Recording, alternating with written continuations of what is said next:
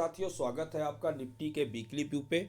तो जैसा कि प्रीवियस वीक में भी निफ्टी ने एक अच्छा बुलिश कैंडल के साथ क्लोजिंग दिया था, प्रीवियस वीक के हाई के ऊपर क्लोज किया था। तो इस वीक में भी निफ्टी ने प्रीवियस वीक के हाई के ऊपर क्लोज किया है।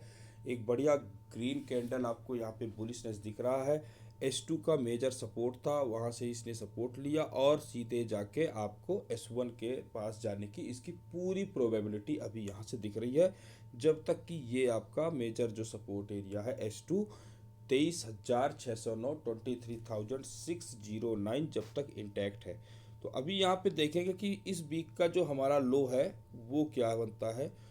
तो इस वीक का लो जो आपका निफ्टी में बन रहा है वो 23,555 का बना है, जो कि हमारा वीकली पिवोट ही था। 23,555 यहाँ पे था और वहीं से सपोर्ट लेके ये पूरा ऊपर की तरफ चला गया।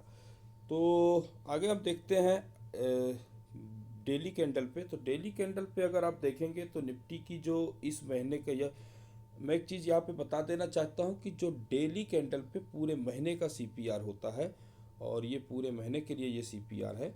तो यहाँ पे आप जैसे देखेंगे कि इस मंथ में निफ्टी मंथली S2 के प्रीवियस मंथ में मंथली S2 के नीचे क्लोज किया था। डेवलपिंग जो सीपीआर था यानी सीपीआर के नीचे क्लोज किया था, लेकिन एक मूव आया और निफ्टी सीपीआर के ऊपर क्लोज किया, सस्टेन किया, एक पुल बैक सीपीआर को रीटेस्ट किया और फिर R1 के ऊपर अभी ट्रेड कर रहा है।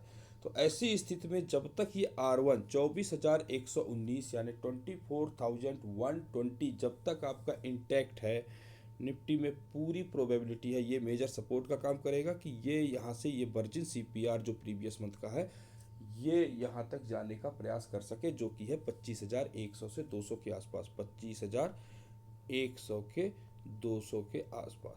तो ये आपका मेजर रेजिस्टेंस निकल के आएगा। अभी हम देखते हैं कि अभी मेजर सपोर्ट क्या बन सकता है इस टाइम फ्रेम में। तो मेजर सपोर्ट के लिए आपका पहला 24,120, दूसरा आपका सपोर्ट बनेगा 23,636। तो ये एक मेजर सपोर्ट निकल के आ रहा है।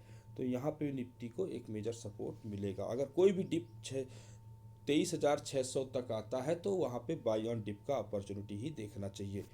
इसके बाद हम वीकली सीपीआर के अकॉर्डिंग देखने की कोशिश करते हैं। तो ये हमारा वीकली सीपीआर है।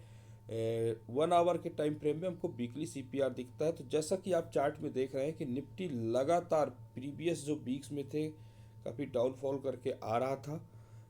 फिर यहाँ से निफ्टी में एक प्राइस में मूव आया, R1 के ऊपर क्लोजिंग आया और एक अच्छा R1 के ऊपर यहाँ पे क्लोज आया, एक अच्छा गैप अप दिया। फिर हम प्रीवियस वीक में भी जो हमारा प्रीवियस वीक था वहाँ पे एक गैप डाउन आया, बिल्कुल एग्जैक्ट आपको सीपीआर से मंडे को ही सपोर्ट मिला और आप देखेंगे कि प्राइस पूरा ऊपर की तरफ मूव किया है। और हमारा जो ये डेवलपिंग सीपीआर है यानी करंट वीक का जो सीपीआर है इस वीक का, उसके ऊपर जाके ये क्लोज किया है। तो ये काफ़ी अच्छा बुलिशनेस का साइन होता है, हायर वैल्यू रिलेशनशिप है।